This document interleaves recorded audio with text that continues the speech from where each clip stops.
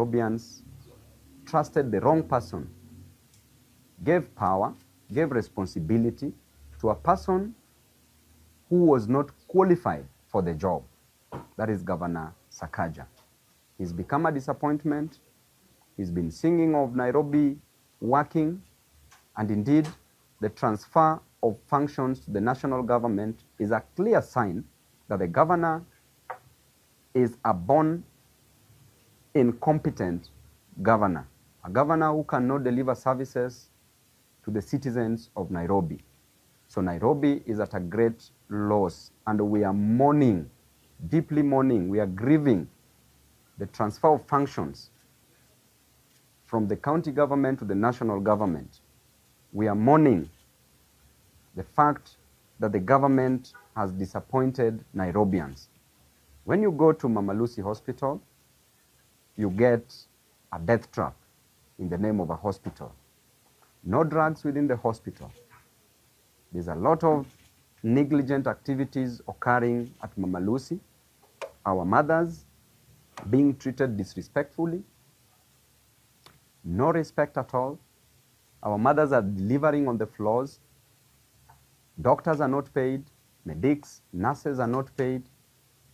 Services are not run there. And it is a shame.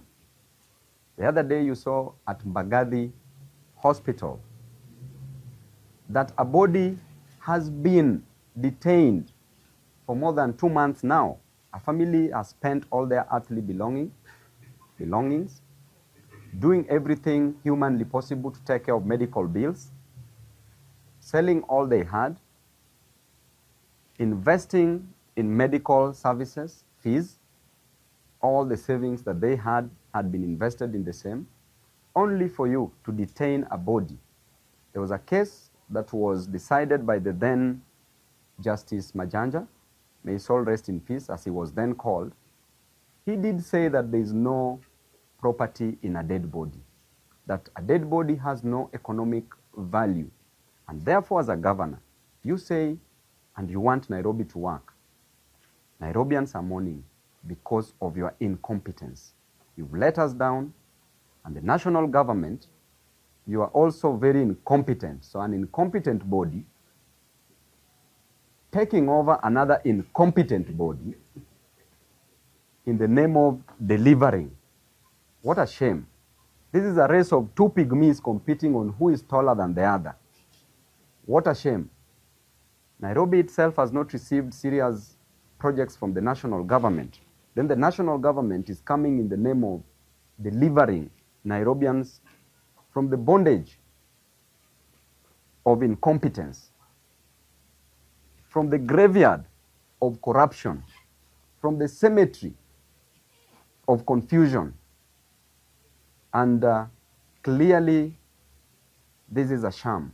Governor Sakaja has reduced himself because right now he's going to work under the county government, under the national government of Kenya, which means that all his roles have been waived. He has transferred all his responsibilities to the national government. So we condemn this act, and I know that there's nothing new that is going to happen. Transfer of a function like roads, transfer of functions like water, street lighting, and garbage collection. This is just going to be new corruption. First of all, the national government should explain to Nairobians where the on-source revenue is for Nairobi. The governor did transfer these functions the first few months he got into his office, because the governor only has a right to view only the servers,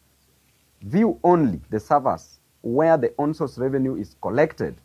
And I will come back here with the dossier where the on-source revenue is collected at Interior Office. I have all that.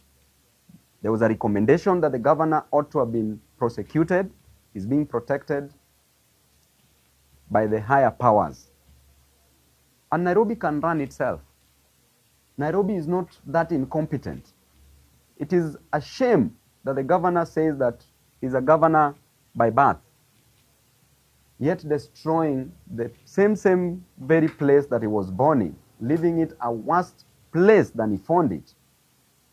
But there's hope for Nairobians. Those who came by bus like myself will make it a habitable, affordable place for those who came both by birth and by bus, to ensure that Nairobi runs and we leave it a better place for Nairobians. So in that spirit, I want to tell Nairobians never to entrust, never to put their trust in such a born incompetent person. This time round, Nairobi will not reason with dimples. Reasoning will be with brains. It will be brains versus dimples. It's upon you to choose what will salvage you from the shackles of unemployment within Nairobi and get a clean, better, motorable city. A city under the sun, as we are proud of it. Therefore, I will invite questions from members of the press.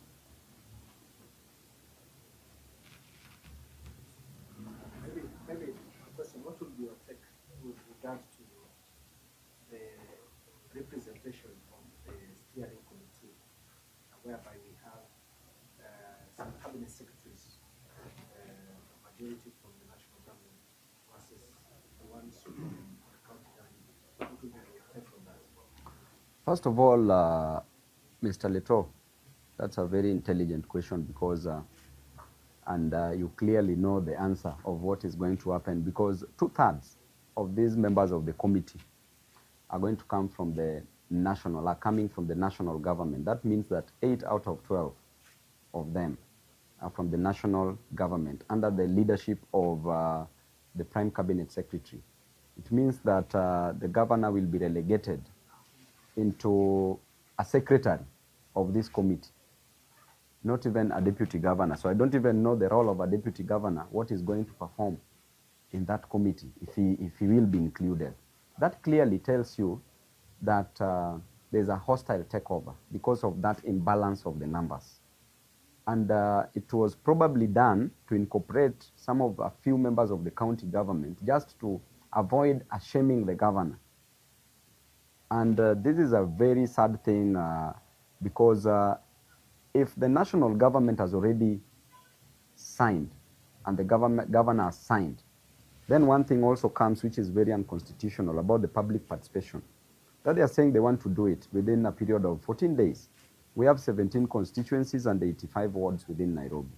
Is it even practical? But going by the doctrine of legitimate expectation, the moment they sign it, then it means that they already know the outcome. There's already an expectation that it is going to be implemented, because the moment it is signed, now it should be implemented. So these are going to be just exercises in futility, PR exercise. Cabinet secretaries are in this. That tells you that there's a complete takeover. A complete takeover. When you have a company and you own 50% of the shares, you own 51% of the shares, and another person has 49%, this company belongs to who? To the 51%, correct?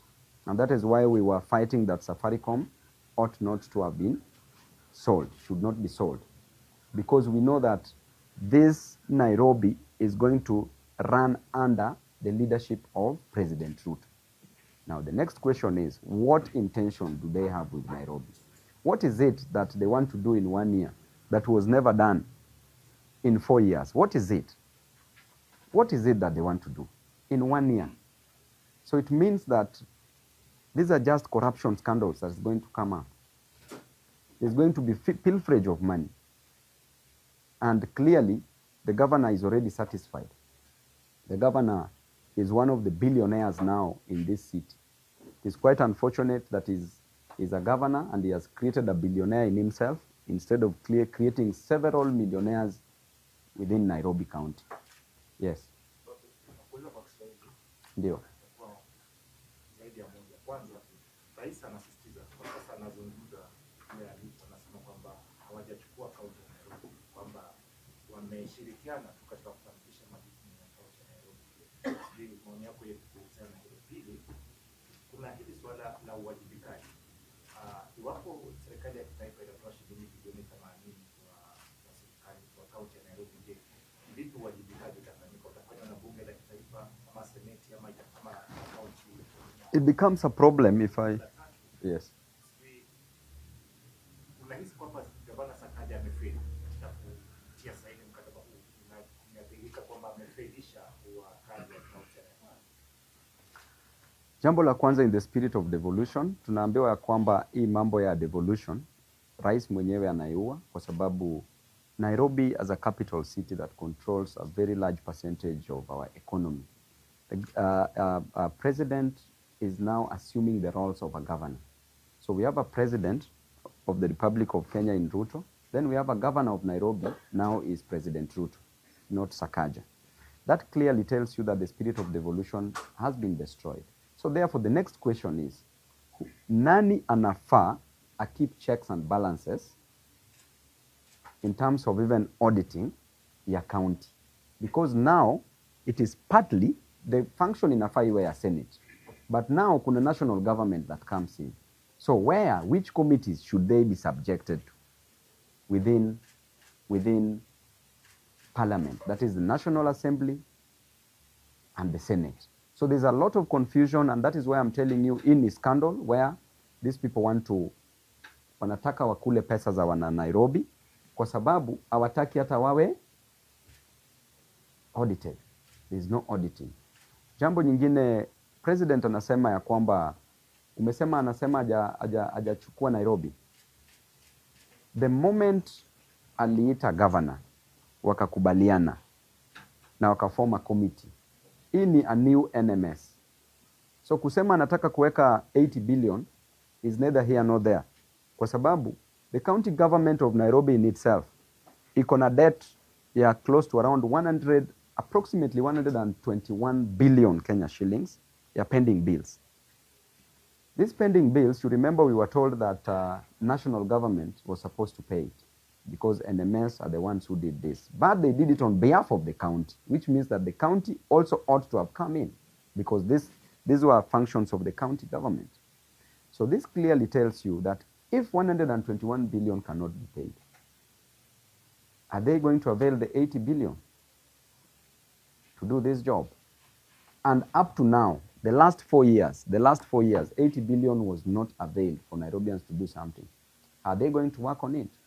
Let me tell you, problem like water challenge, the national government, together with the county government, needs a total of only 100 billion Kenya shillings. And every Nairobian will receive water on a daily basis from Monday to Sunday by constructing more dams, around 2 to 3 dams. We only need close to around 100 billion. And we solve this water challenge permanently. And that 100 billion can come from the county government and the national government. County government alone, according to the recent World Bank report, clearly states that county government should be having an on-source revenue of close to around 67 billion Kenya shillings. Out of that, 37 billion is coming from these billboards and the billboards advertisement, sorry. So 37 billion. So which means that if a governor is competent enough, should be collecting 67 billion. Then with an additional of approximately over 20 billion from the national government, that's 87 billion Kenya shillings. But what do we always declare? We have a budget of 43 billion Kenya shillings annually. The governor has never reached even a collection. We've never implemented this budget fully because every time the government is boasting of having collected 12 billion, that is what he declares. Meanwhile, he has only a right of viewing only. So it means that the fact that he agreed that he should be viewing means that there's money that he gets from the back door.